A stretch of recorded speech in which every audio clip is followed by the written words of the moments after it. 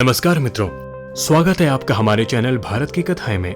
अभी तक आपने हमारे चैनल भारत की कथाएं को सब्सक्राइब नहीं किया है तो सबसे पहले सब्सक्राइब कर लें। तो चलिए शुरू करते हैं आज की कथा। भगवान शिव को क्यों करना पड़ा गरीब सुदामा का वध। तो दोस्तों, आज हम बात करने जा रहे हैं भगवान शिव और गरीब सुदामा के बारे में। तो दोस्तों, आपको मालूम होगा कि जब पौराणिक समय में मित्रता की बात आती है तो हर किसी को श्री कृष्ण और सुदामा की मित्रता याद आती है।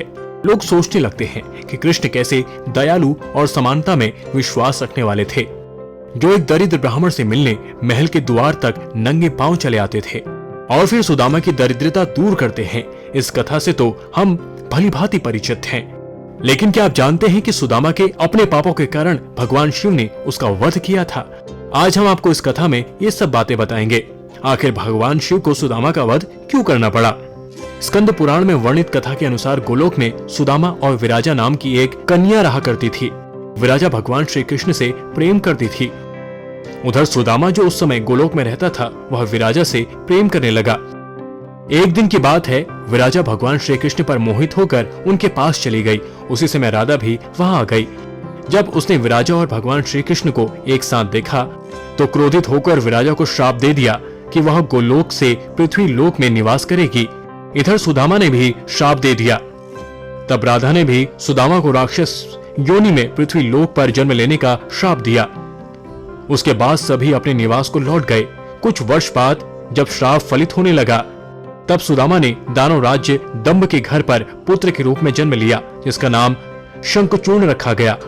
और विराजा का जन्म धर्मध्वज के यहाँ तुलसी के रूप में हुआ। शंखचूर्ण बड़ा हुआ तो वह जेभी भव्य मुनि के उपदेश से पुष्कर मरण जाकर ब्रह्मा जी को प्रसन्न करने के लिए भक्ति पूर्वक तपस्या करने लगा। फिर कुछ वर्ष बाद परम पिता ब्रह्मा उसकी प्रशंसा से प्रसन्न होकर प्रकट हुए और शंखचूर्ण को वर मांगने को कहा। ब्रह्मा जी को अपने सामने देखकर उसने अत्यंत नम्रता से उन्हें अभिवादन किया और ब्रह्मा से वर मांगते हुए कहा, भगवान उसे ऐसा वर दीजिए जिससे मैं देवताओं के लिए अजय हो जाऊं। और ब्रह्मा जी प्रसन्न होकर बोले, तथास्तु, ऐसा ही होगा। फिर उन्होंने शंखचूर्ण को एक दिव्य श्री कृष्ण कवच प्रदान किया जो समस्त विजय प्रदान करने वाला था। ब्रह्मा जी ने उसे आज्ञा दी, तुम बद्री वन को जाओ। उधर धर्मध्वज की कन्या तुलसी भाव से तपस्या कर रही है, तुम उसके साथ विवाह कर लो। इतना कहकर ब्रह्मा अंतर्ध्यान हो गए।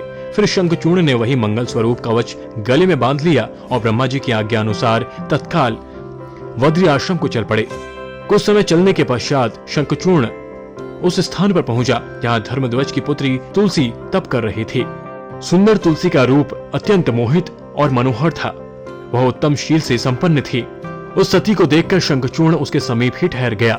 मधुर वाणी में उसने बोला, सुंदरी, तुम कौन हो, किसकी पुत्री हो, यहाँ चुपचाप बैठकर क्या कर रही हो, यह सारा रहस्य मुझे बताओ। शंखचूर्ण के ये मधुर वचन सुनकर तुलसी ने कहा, मैं धर्मध्वज की तपस्वी कन्या हूँ और यहाँ तपोवन में तप कर रही हूँ। आप कौन हैं?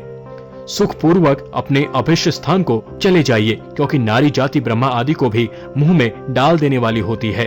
तब शंखचूर्ण ने कहा, हे सुंदरी, क्या तुम मुझे नहीं जानती हो? क्या तुमने मेरा नाम नहीं सुना है? अरे देवताओं में भगदड़ डालने वाला शंखचूर्ण हूँ मैं।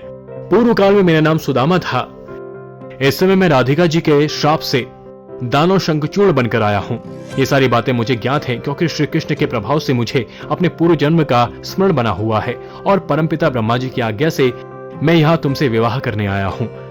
जब दानवराज ने आदर पूर्वक तुलसी से ऐसा सत्य वचन कहा तो वह प्रसन्न हो गई और मुस्कुराकर कहने लगी, भद्र पुरुष, आज अपने सात्विल विचार से मुझे पराजित कर दिया है। फिर तुलसी उसे विदुरक्त उपदेश देने लगी। उसी समय ब्रह्मा जी प्रकट हुए और कहने लगे, शंखचूर्ण, तुम इसके साथ क्या व्यर्थ विवाद में बात कर रहे हो? तुम गंधर्व विवाह की विधि से इसका पानी ग्रहण करो, क्योंकि निश्चित ही तुम पुरुष रत्न हो और तुलसी सदी साध्वी नारियों में रत्न रूपवा है। ऐसी दशा में निपुण का निपुण के साथ समागम गुणकारी होगा। सुंदरी, तुम इसके साथ संपूर्ण लोकों में सर्वदा उत्तम स्थान पर चिरकाल पर प्रतिष्ठित विहार करोगी। इतना ही नहीं, शरीरांत होने पर यह पुनः गोलोक में ही श्री कृष्ण को प्राप्त होगा और इसकी मृत्यु हो जाने पर तुम भी बैकुंठ में चतुर्भुज भगवान को प्राप्त करोगी। इतना कहकर ब्रह्मा जी अपने धाम को चले गए। तब दानव शंखचूर्ण ने गंधर्व विवाह की विधि से तुलसी का पानी ग्रहण किया। तत्पश्चात तुलसी के साथ विवाह करके ओहा अपने पिता के अथांग को चला गया और मनोहर भाव से उस रमणी के साथ विहार करने लगा। फिर कुछ समय पश्चात देवगुरु शुक्राचार्य की आज्ञा से शंखचूर्ण दानवों का राजा बन गया और देवताओं पर आक्रमण कर दिया। ब्रह्मा जी से मिले वरदान के कारण कोई भी देवता उसके सामने टिक नहीं पाया। सभी रणभूमि छोड़कर भाग खड़े हुए। कुछ समय पश्चात युद्ध भूमि में आकाशवाणी हुई, हे देवी, तुम शंखचूर्ण को युद्ध में पराजित नहीं कर सकती, क्योंकि यह तुम्हारे लिए अवध्य है।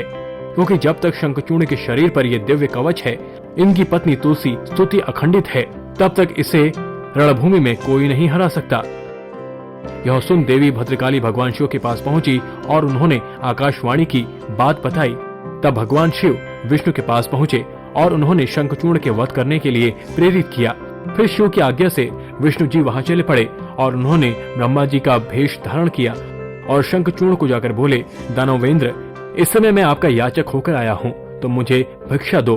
यह सुन शंखचूर्ण ने कहा, आपको क्या चाहिए? तब ब्रह्मा रूपी विष्णु ने दानवेंद्र से कहा, तुम मुझे ये वचन दो, मैं तुमसे जो भी मांगूंगा वह तुम्हें स्वीकार होगा। तब भगवान विष्णु ने छल पूर्वक उससे उसका कवच मांगा।